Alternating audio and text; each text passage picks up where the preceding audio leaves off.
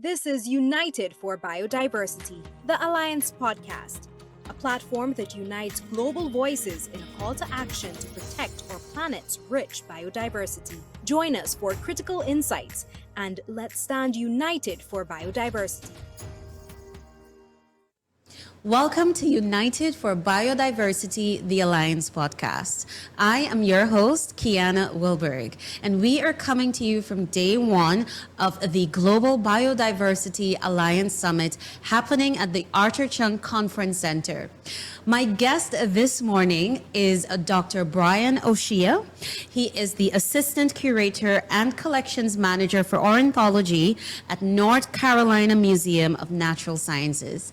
Dr. O'Shea, welcome to our podcast. Thank you. Nice to be here. So we're on day one of this landmark event, and we have a few questions for you, so I'll jump straight in. So, Dr. O'Shea, how has Guyana's capacity, particularly for research and biodiversity monitoring, has evolved over the years? Well, I started working in Guyana 25 years ago, and I would say that it has grown fantastically since I first started working here. There's just a lot more engagement with foreign researchers, such as myself.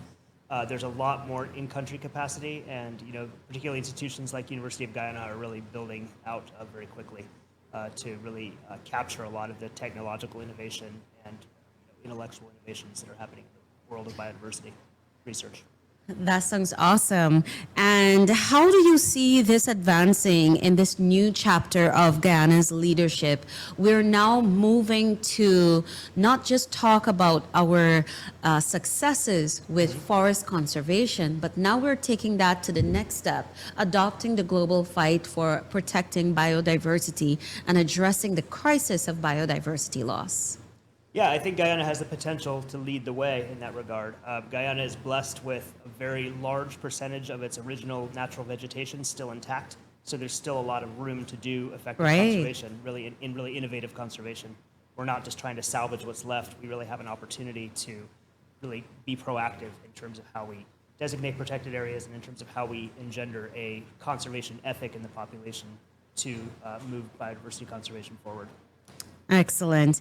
And Dr. O'Shea, I'd love to get your thoughts on how important you see long-term ecological monitoring in Guyana's evolving conservation strategy. Yeah, long-term ecological monitoring is a really great way to get university students involved with biodiversity conservation, just learning research methods, learning about how things change over time. Biodiversity conservation, you have to adopt a very long-term mindset. So it's not just a short-term thing. So, it's important that people coming up through the educational system in Guyana and elsewhere are aware of these long-term studies that have been looking at change over long periods of time. So being able to have a long-term monitoring program allows universities and even other organizations to get involved with that monitoring. It gives them sort of an anchor to be something that students can be involved with year after year. So it's really great. Now, Dr. O'Shea, I noted in your introduction that you're attached to North Carolina Museum of Natural Sciences, but you've also spent considerable time in Guyana, 25 years. Yes. I'd love to get your thoughts on how you see the role of the University of Guyana evolving in leading biodiversity studies. Well, you have a lot of up-and-coming research stations like Sophia Point and Iwakrama. Right. So they are both really great resources for long-term monitoring. And the increasing synergy and connections between these institutions within Guyana has really come a long way since I was first in Guyana. Thank you for that, Dr. O'Shea. Now, you've conducted multiple bird expeditions across Guyana. Which regions, in your opinion, stand out most in terms of species richness or scientific potential? And what does it say about the health of our ecosystems? Well, I think, one really great thing about Guyana is that not only do you have a lot of endemic species and a lot of relatively rare species, but you also have a lot of species that are persecuted elsewhere in their ranges. So I'm thinking particularly about birds like curassows, the pois, and guans, large birds of prey, parrots, birds that are trapped not only for the trade, but also hunted for food. We still have very healthy populations of those species here. In terms of species richness, I don't think you can compete with Region 9, just because of the diversity of it's a large area, Right. but it's also got probably the highest diversity of habitats in Guyana, and that's more habitat diversity usually equals more bird species. So I would say that you really can't match Region 9, but there's also every region of Guyana has its interesting features in terms of birds.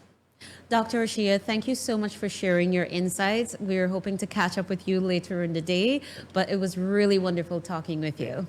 Great talking with you too. Thank you. To our audience, thank you as well for tuning in. Be sure to continue to follow us because we will be bringing you more insights from some of the experts and key stakeholders who are in Georgetown at the Arthur Chung Conference Centre to participate in this landmark Global Biodiversity Alliance Summit. So stay tuned. Thank you for listening to United for Biodiversity, the Alliance podcast. Be sure to follow us for more insightful episodes on our Spotify, LinkedIn, and Facebook accounts.